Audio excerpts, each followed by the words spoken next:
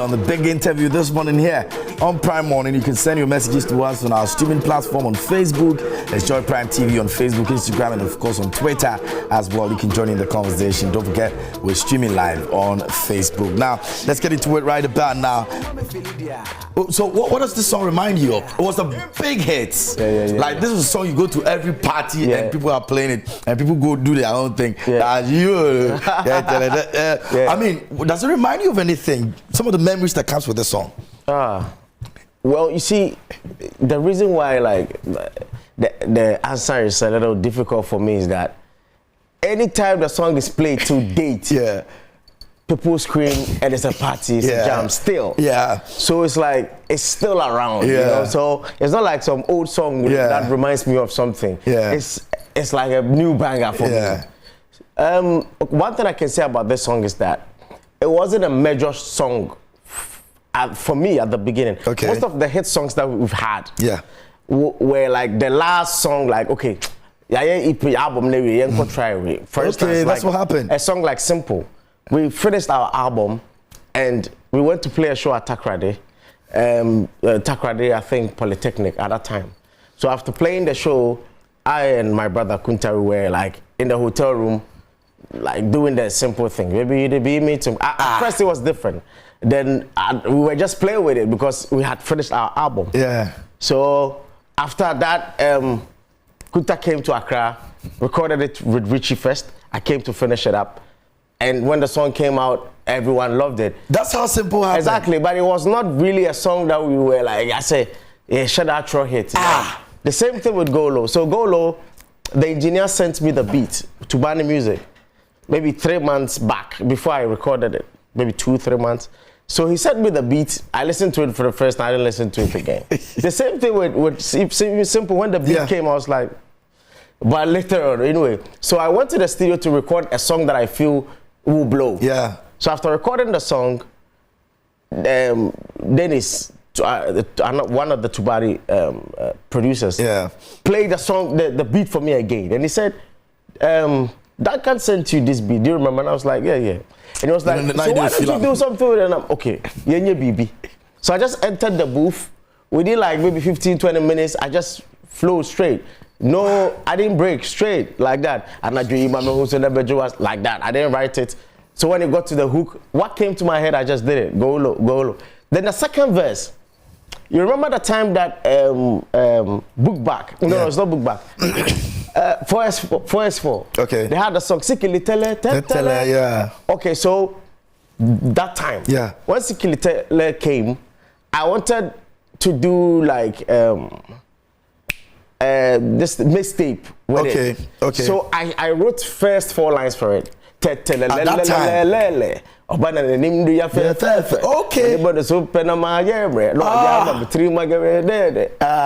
So I did those 4 years back. Wow.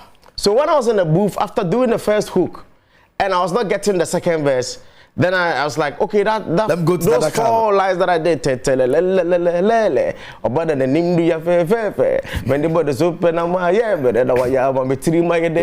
I continued, so that's how that's what comes to my mind with regards to that's really a beautiful memory. I love it. I mean, how many people know about this? You know, what goes into your creative process? Look at the way you do some of these songs. All the hit songs you've mentioned are songs that you never paid attention. Like, let me sit down and write. Facts. Your creative thoughts. What goes into it? You know, like one thing that I came to love or cherish whilst I was growing up in music was that the first thing that hits your head, you know, that you as an artist, you have a musical mind, like a different type of thing. When I hear a beat right now, like a new beat, I'll get a hook. I'll get something right now immediately. It just happens. So I don't like to get beats when I don't have a phone to record it, because I'll forget it. So when I hear the beat, something will flow. It's like the rhythm comes first. So maybe this one was like da da da da da da da da bam ba da boom down down. So I'll just pick a phone and like. So after doing that, then the way the rhythm sounds. So like Nanadin, Anadri, Mami Husunebejo Waseda, Dida. So after that, I go hello for the last killer. Then it has to make sense. So it will keep coming and coming and coming and coming. That's how I do it. But before, those days when we used to record 1 gallon. Yeah. With our PhD and the rest. Before we used to write the lyrics. Okay. Then you go to the producer and he'll play the beat for the hook. Oh. But now the producers will do it and bring it to us. So for me, I just do the vibe that comes. When I hear the beat, the vibe that drops first that is it. Don't try too much. But before we used to like crack our brains to, try to.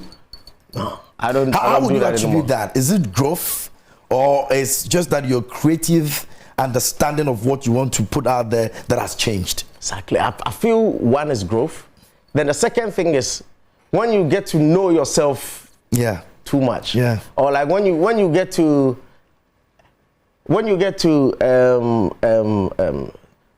trust your intuition. Okay. Because that and is it's giving you what exactly you follow it. Yeah, you follow I it. just follow it. When I enter the booth, the thing that drops in my head, I just go with it. Yeah. But I make sure that it makes sense. Yeah.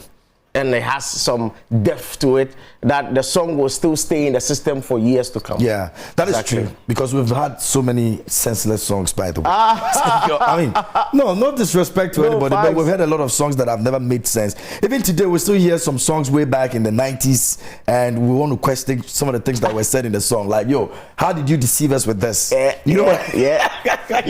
I know they're going to come for me, but really, I don't really care. You know, one thing that I've also come to learn with regards to what you're saying. Yeah. Because even though I go straight to what comes to my mind, at the same time I keep deaf to it. Yeah. I don't just let anything just go like that. It has to have some weight. Yeah. Okay, so because of that, now you go back to TikTok, go and look for maybe Brothers 1 Gallon. You see that there's over 4,000 TikTok. Okay. Even they're using up to this day, 1 Gallon is a big hit on TikTok. Yeah. Dondo, are you fraud? Dondo, yeah. It's a big hit on TikTok. Yeah. Check Golo is a big hit on TikTok. Yeah. Simple is a big hit. And TikTok is new. Now. 1 Gallon is almost 20 years now. Yeah. Almost 20 years old. And it's still getting some serious vibes exactly. now. So the depth is also important. Do you sometimes listen to your colleagues, their songs, and you want to, I mean, from where you're coming from, creative wise, you want to analyze that, as for this song here, Charlie, you're sounding cheddar. Yeah. Do you sometimes get to analyze some of those things? Because you're seriously a creative person. Yeah, thank you. But that on the other side too, on the flip side, everyone is different, you know.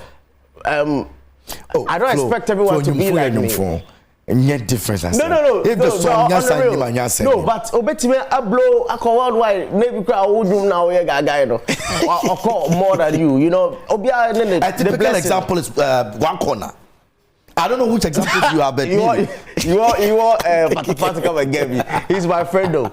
You see, like but 1 corner. I mean, listening to 1 corner. But you see how far 1 corner went. Yeah, exactly. But so for you as a creative person, beyond the trend, beyond all of the things that came with it, I'm sure you may have sat down and analyzed it from your own creative perspective. And there were some things that you want to probably even criticize about. Yeah, but for instance, you see, sometimes people say, oh, for instance, maybe Patapa, we need talent, he doesn't have talent and all that. No. You see, before a song can blow to that level, it means he has some type of talent. No, for real. Okay. It could be marketing. Okay. It could be knowing how to make a hit song. That's a talent. So Patapa knows how to make a hit song? Yes, because if his song went that far, then he knows something. You get what I mean? No, it just didn't happen. What did he have? It just didn't happen that he blew that big. So the career didn't... So there's a talent somewhere. It could be the marketing. So you believe Patapa has talent? Yes, I do. Okay. It could be the hook. It could be something. He knows something.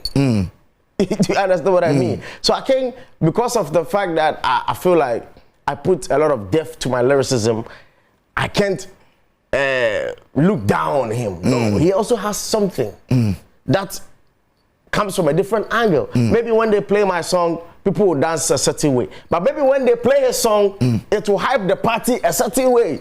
We need all that. It's very necessary. Yes, we need all that. No, for real. Well, if you just joined us here on the show, my guest in the studio on the big interview is Flowking Stone. And I've been wondering how you got Flowking Stone. Yeah, so... Have you ever told that story? I don't remember saying it. This morning when I was actually coming to the office, and I was thinking through our interview, and I was like, how Flowking Stone? Yeah. So for the stone, it was given to me when I went to Matters of Uganda, in GHS. Okay. So I went to GHS. I did my primary at Grace Baptist in Kumasi. I'm home. So when I moved to Matters of Uganda, they, in junior high, they will give you a nickname based on how you act. So I'm a very cool boy, but I'm a very hardened boy. Okay. I'm I'm focused. Yeah. When I want to do something, I go hard on it. So one of my friends there, I think it's Daniel, who started calling me that, and it became my nickname. And I was like, Charlie, junior high, your mount nickname, first one and next one never ban that jugunu. I'm like, yo, we gotta take this one. I like this one. Let's go. So I took that one. Then, so the time we did the 1 gallon, it was just stone. So when my rappers started with the stone, okay, so I think after 1 gallon, when we were doing Dondo. Okay, so when 1 gallon came, everyone who heard the song would be like, Charlie, this boy in flow, the flow. He's the king of the flow. So Ochami played the song for Reggie Rockstone. Okay. And Rockstone told him, yo, your boy, the flow, he's the king of the flow. Even Reggie might not remember. So he came back to let me know, and I'm like, everyone is talking about my flow and how I'm the king of the flow. So Flow King, let me just put the name added to the stone to qualify the stone, because almost everyone is called Stone. Stone is like if you be able to be there's someone called Kweku or Kwejo. So at some point you need to qualify it for people to see the difference. Stone boy is Stone. So I'm also Stone. So what's the difference? Yeah. So I decided to add the Flow King to the stone. Especially to remind me of the fact that anytime I'm doing a verse, there is a level to achieve. Because if you call yourself the Flow King, then it means that on every track, we have to feel that the flow on it. It should be on that level. Yeah. And it helped me, because anytime I'm on the track, you would notice that I'll do a different type of flow which I haven't done before. Almost all the time I come up with different type of flows, and that is also because of the inspiration I got from the name. So that's All right, so if you never knew about how Flowking Stone came about today, we all know the story, and the big shout out's going on to Reggie Rockstone. Reggie Rockstone has always been a lace around each and everything that happened in this industry, especially when you find yourself in his place. It's crazy. But I mean, we've got beautiful songs that we've put together over the period, and now we're looking at this the EP that everybody seemed to be digging, like people want to really understand you from another angle again. Let's talk about the EP. What went into it, the title of it, and how long you've come with that. Okay, so a lot went into the EP, because mind you, when I was doing this EP, I was living in London, so it was not like my usual type of environment that I've been used to living here. So living in London gave me like a different type of vibe. And then again too, because I had been away for a long time, I had to study the system. So I was studying what was going down, which is like Kelvin Boy with the down flat, the Amapiano vibe, and everything going on. And me listening to radio on London all the time, trying to find a way to get a body of work that can make sense in Ghana and also UK at the same time. Okay. Exactly, and international at the same time. So you're appealing to two cultures now. Exactly. So so I approached Ephraim Beats. Ephraim was in London at that time too, and I went to his studio to record Dimple. So with the Dimple, you would notice that it's like an Afro high life, something like Calvin Boys Down Flat. So we wanted to put the Ghana inside, but at the same time have some level of Afro that when the song blows, it can go everywhere. Exactly. Then I did an Amapiano song that also, in a way, like a continuation of the Go Low culture, but this time with a touch of Amapiano to it, and that's the Wine for Me. And that one was produced by Body Beats. He's also a producer. Also there in London. Yeah, no, Body Beats said, you know how I actually got to use Body Beats beat. I put it out there that I wanted to support young producers. Young producers. So send me beats. So I got a lot of beats. And Body Beats also sent me beats. I didn't know him at that time. But when I was listening to his beats, almost every beat that I listened to will trigger something in my head. So that's when I recorded The Wine for Me. And another song is on the EP called Good Time. Body Beats made it too. I haven't even met him physically. Really? No, I haven't met him. So you recorded 2 songs on the EP? 2 years, because he's a very good producer. So he sent the beat over. Then makeup. Then the makeup. Yeah. So the makeup being inspired by TikTok, I realized that because of the Instagram and TikTok, a lot of ladies are confused now. Confused with regards to, should we wear silicone bat?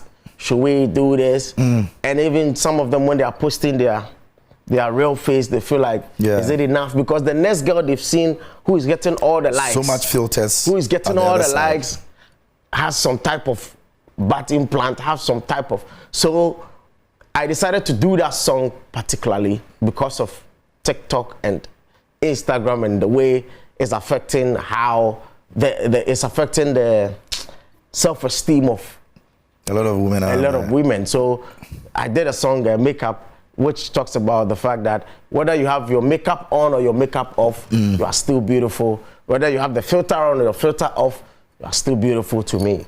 So I put all these body of works together to make the EP.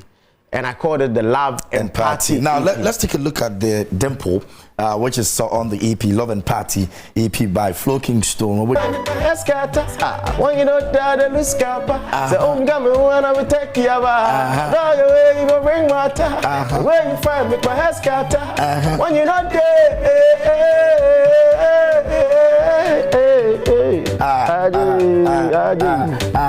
beautiful sounds, beautiful sound, and it's on the Love and Party EP. It's there on the streaming platforms now. If you've not heard it, I'm telling you right now that is what you need, because it's got a mix of everything you need. I mean, all the songs on the EP encapsulates a lot of things that is happening here.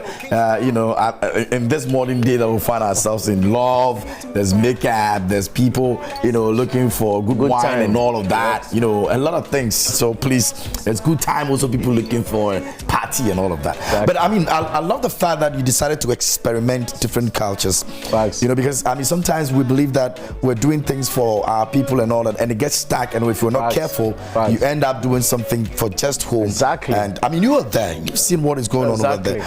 What would you want to share in terms of the experience that you've had by living there and seeing how the music industry works over there? The first thing I'll say is that, you see, their musicians are safe. If I say safe, what I mean to say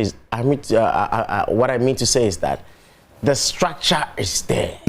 When their songs are being played on radio, they get money for that. So every time your song is being played on their radio stations, you get royalty for that. On TV, you get royalty for that. Like the way their system is structured, it's structured in a way that you can have one hit song and you will be okay for life. Yeah, but over here, for instance, take me for instance. I've had hits upon hits from Brothers Time to now.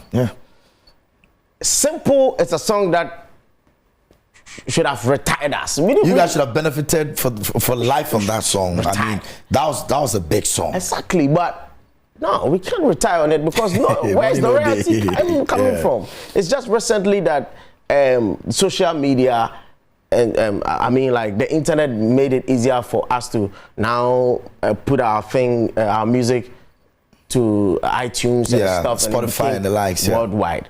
So what I'll say now is that if one thing that the industry should come together and do is to get the structures right. We should really do it because it will affect all of us. That's one. Then the second thing I'll say is that right now it's a global thing because if you check out there, they are all hopping on TikTok. They are all hopping on the social media, even there. Yeah. So it means that maybe like a Ghanaian knows the Jamaican knows this, that we all follow each other in a different way. So it means that if we go hard on the social media, we can have a lot of international hits. Yeah. I mean, there's been examples recently, like Camido's song. Yeah. It's big. It's been sung in different languages now. I think Kim Promise realized it a long time ago, his management and maybe him. Kim Promise is also very big in UK. A lot of people don't even know. Yeah. Black Sherif song. Yeah.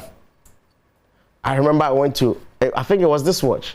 So I went to one of the watch shops.